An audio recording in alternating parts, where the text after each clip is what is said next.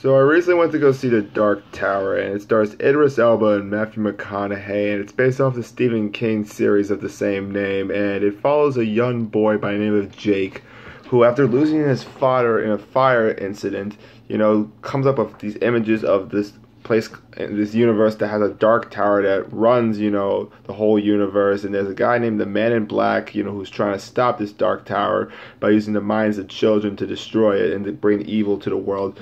Meanwhile, there's someone who's the gunslinger who's supposed to take out the Man in Black. And then when Jake realizes that the world is starting to fall apart because the Dark Tower is going down, he goes through a portal to meet the gunslinger, played by Idris Elba, to stop the Man in Black, played by Matthew McConaughey. Now, this movie, I'm going to say right now, it's kind of better than I expected, but then again, that's not saying much. I mean, first of all, I gotta give credit to Idris Elba and Matthew McConaughey for giving pretty decent performances. That's what really saves the movie here. I mean, they both give performances that I wouldn't say are just passable. They're pretty good, but they're not like, Oscar worthy, obviously. And the effects, are pretty good in here.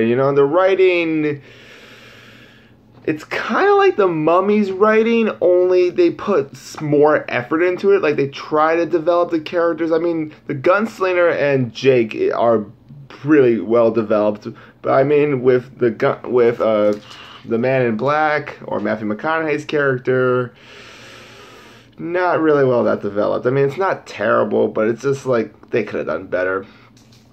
Also, I have some nitpicks with this movie on a technical level. Like, the lighting in some parts of it, I think, should have been brightened up. Especially when they're trying to show some of the enemies here. Just no on that.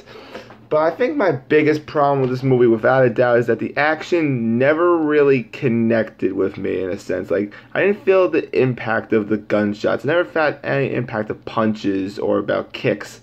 Unlike Atomic Blonde, I don't think the Dark Tower really helps with the audience when it comes to like connecting to like the main theme. I mean, we never know why the tower is really there, or what's the purpose of like, holding the universe. Why is it there? We never really know why the Man in Black really wants to take it down. I mean, I feel like it's left up to the people's interpretations, or as like, if you're a really avid reader of the books. I mean, don't get me wrong, I mean, I'm sure if I read the books, I'll understand this better, but I didn't really read the books, so, yeah, and you gotta make this a movie, not like, just of, a film version of the book, really. Just gotta make this its own separate movie, and for that, I gotta give The Dark Tower a 6 out of 10, because, while it does pretty good in the acting and the writing in some parts, and the effects are pretty good, it's just, the overall connection to the story is just not there, and a lot of times I feel it's pretty generic and kind of bland. So I would call this a better version of The Mummy, but I wouldn't go rushing out to see this.